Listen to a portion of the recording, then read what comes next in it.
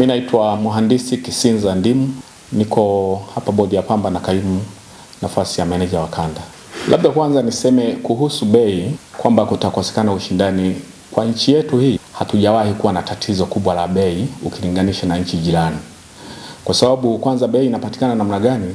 Kuna taratibu ambazo bei wakati wa kupangwa tunaangalia kwenye soko la kimataifa wakati ule linasema nini. Kwa hivyo bei ambayo inatolewa kwa wakulima wetu ni ile bei ambayo ipo kule duniani. Kwa hivyo hakuna namna ambayo inaweza kuwa mtu akafanya hivi. Lakini kwa nini wamewekwa mtu mmoja mmoja kwenye kila sehemu? Tumekuwa na tatizo kwenye pamba, ishu ya tija. Na tija inasababishwa na vitu vingi, lakini mojawapo ikiwa ni sababu ya ugani. Kwa hivyo serikali baada ya kuona hilo ikaamua kwamba itafute wagani kutoka chuo kikuu cha Sokoine, wale wahitimu iwalete iwagae kwenye maeneo yetu. Na kwa sababu watahitaji kulipwa na kugharamia gharama zingine, wakatafu hawa jina ambao ni wanunuzi wa pamba wakawa wamepewa wajibu wa kuwalipa mishahara na kuwapatia vyombo vya usafiri kama pikipiki ambao vile vile vitahitaji mafuta. Kwa hivyo ili kila mmoja aweze kushiriki iwezekanavyo, serikali kaamua kila mtu apewe eneo alisimamie na aweke hao wagani ambao watawagharamia kwa mishahara pamoja na vitu vingine ambavyo vitasaidia kwenye kufanya kazi.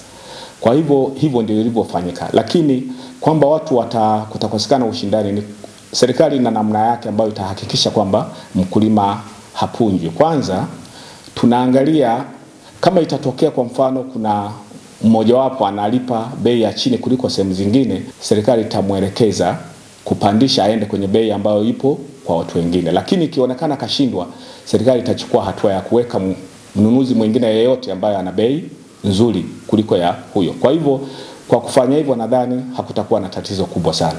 Wakulima sasa unaambia nini kutoa hofu? Kwamba wasiwe na hofu. Kitu cha msingi ambacho kinatakiwa ni kwamba wakulima waitunze pamba yao vizuri, wapate mavuno mengi ya kutosha, na bei, na kuhusu bei serikali itatangaza bei kulingana na mwenendo wa soko la kimataifa, lakini itahakikisha inaisimamia na hakutakuwa na mtu ambaye anaweza kwenda kinyume na hiyo bei ambayo imewekwa na serikali. Na tutaangalia kama kuna mtu ambaye amepandisha bei kwa mfano, ambao ndio lengo letu, ambao ndio matamanio yetu, watu wengine wote wanaonunua kwenye maeneo hayo wataambiwa wapandishe, wamfuate yule mwenye bei kubwa. Na ikionekana mtu analeta ugumu wa kupandisha, yule anayenunua kwa bei kubwa ndio atapewa haki ya kununua, awe mnunuzi peke yake kwenye eneo hilo.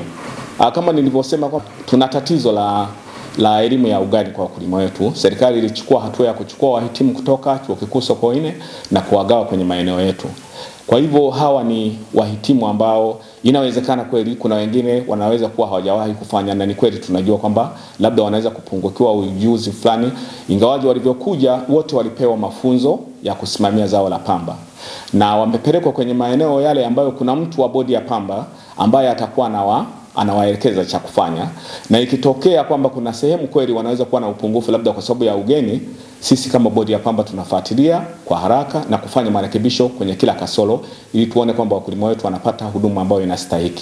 Wakulima ni kwamba waendelee kutunza pamba yao, na ni muda ambao umeshakaribia saa hizi. Nadhani tumebakisha kama mwezi mmoja, maana msimu mara nyingi unaanza mwezi wa 5.